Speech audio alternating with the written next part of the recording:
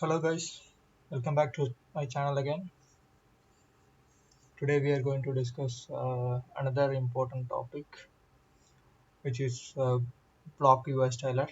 So if you started to learn NX Open, you might have heard this term, like even in the job descriptions you might find this fancy word, which requires you need to have a block UI styler experience for this kind of particular job or something. So, what is block US Taylor? Let's jump right into it. Okay, this is the introduction they have provided. So, Block US Taylor is an application that NX users and third-party developers can use to interactively build dialog boxes that are consistent with the NX block-based user interface. The block is a reusable component of a dialog box, such as text box, list box, and optional list, and so on. Yeah, basically they are telling what is the use of block styler and what actually it means to be a block styler. Block styler, these are the blocks they are telling, like the type, the origin, the dimensions, the boolean. All these are a block is a reusable component of the dialog box, such as text box. Yeah, this term is meaning that this is a block. These are the another block, so that's why it's being, yeah, being called, I think, yeah, block US styler. So that's the thing. So these are the benefits when you use the block US styler, like reduce development time. Yeah, we will create our own custom based styler like this UI styler. So you can make things on your own and you execute. So that will definitely going to reduce your time. Enable rapid prototyping because of the visual builder and automatic file generation. Yeah, you don't have to write any code. You just drag and drop and you just make your own UI within minutes, so you can show it to the other people, how your idea going to work. So it's easy to create one simple UI block with suppose if you are discussing with your client or your manager, so he will ask you to do this thing as soon as possible. So it's just like you just get into these elements and you can ask him to review, and you guys can both sit together and you can just create the things whatever it is required. So that's the thing. Build an next dialog boxes to preset standards. Yeah, sometimes you can you can make it standardized box, like when you open your customized NX styler, you can make things like 100 always, just by default settings. So user no need to even edit it. So those things. Maintain compatibility with manuscript. Yeah, manuscript is again in your menu bar. So you can make your own custom menu in the ribbon tab, I think, ribbon menu. So the top most things in NX, like you can see all the modules and all the tools and home based things and everything. Launch block user box. Yeah, menu. Yeah, this is like you can launch your own block styler when you launch NX, and along with the NX menu bar, so you can have your own menu bar, the customized one. Okay. Localization, it's about the language, you can read it, it's fine. I'm going to go back to the next topic. Like this is kind of introduction session, okay, so we don't have to worry about much. Yeah, you can generate code templates from the code generation automation page. In the program language, you select support languages include C sharp. Yeah, this is how we are going to start with the block styler. Okay, this is the basic, like which programming language you want to develop this block. So like the automatic code will be generated using these languages based on your preference. By default, I think it will be set to VB.NET. Let's go to our NX, open our default part.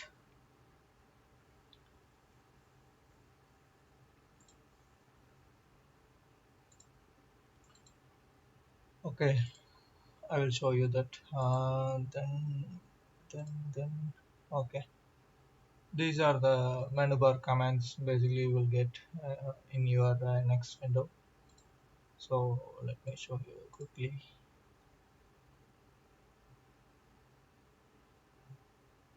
It's taking time.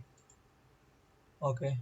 Anyway, these are self-explanatory. The important thing is like when you're done with your basic setup, like you are in some list box or buttons and some input box, you have to save it. Okay. Once you hit the save button, it will ask you where to save the files. There will be two files.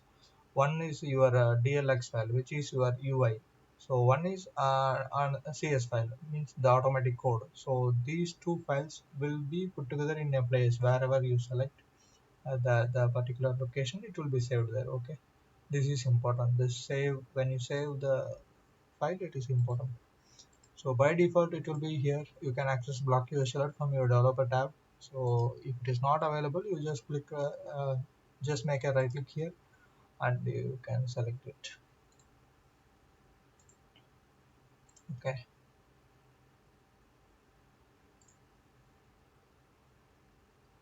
so as I told you, like let's click it. So this is the tab we have to select our core language actually, so we can see all these things. By default it is VB.NET. We are going to change it to C Sharp. Okay, so you can change any language whichever you prefer.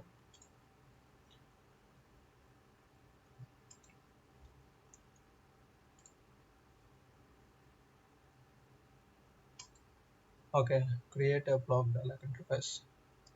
So they are basically telling that how to create a block dialog. Basically, like in the dialog box, make sure type is set to dialog and set the dialog page is selected. Okay, the block group ID, the label column in the tab becomes title and the new box.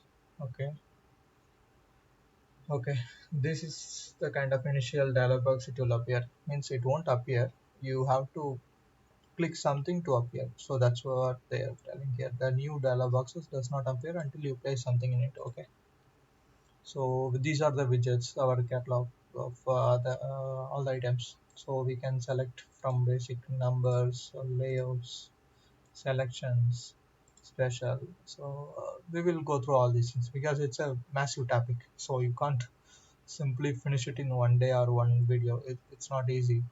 So and you will not get understand like it will be nothing if I explain everything in a single video, and you will be a lot more confused than before.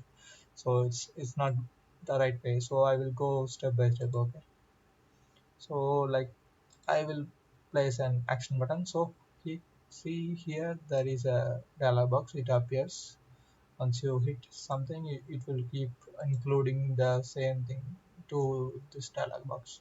And you can see the properties of the elements here. See, if I click the button, there are properties, so which you can customize on your own. Like I want to change the title, it's now it's no title, so this is the way we can change the title. So I'm just going to change create block. So you can actually move around, so you can put this one up and see the button is moved down. So again you can put this one up, button is moved again, and there are so many things like the you can explore. We will go through one by one. Okay, so you can delete it if you don't need.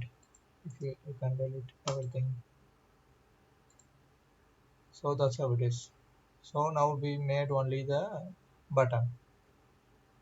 So if I hit save, it is taking me to the previous location, but you can select any location, like anything.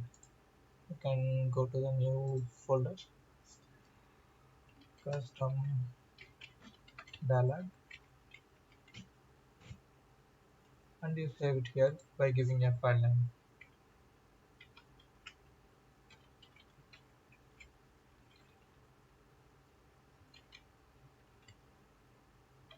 You can give any name. I'm just giving.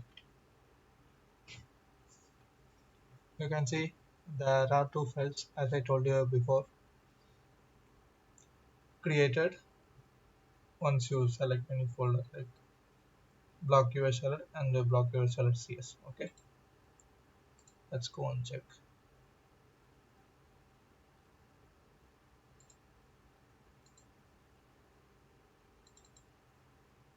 System dialog. These are the two files. Okay.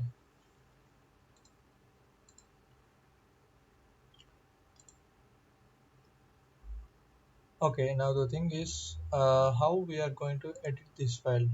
Like uh, you can place any blocks as per your requirement. Like you can add anything, but we need to give some extra logic to make it work in a real application. So it just won't work simply if you keep select here, and if you are trying to select a curve, it will select, but what next it has to do, it will not tell you.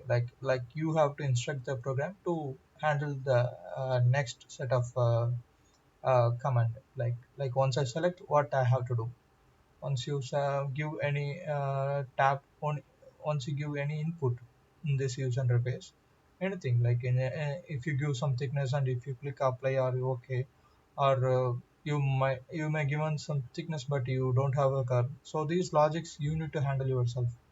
So the thing is like this is only the setup, the basic setup. You can drag and drop and easily you can make your own customized UI, but the thing is the backend logic you have to add and remove, and like not only add and remove, but you can make anything. So whenever the user launches your UI, you basically need to collect a lot of inputs, right?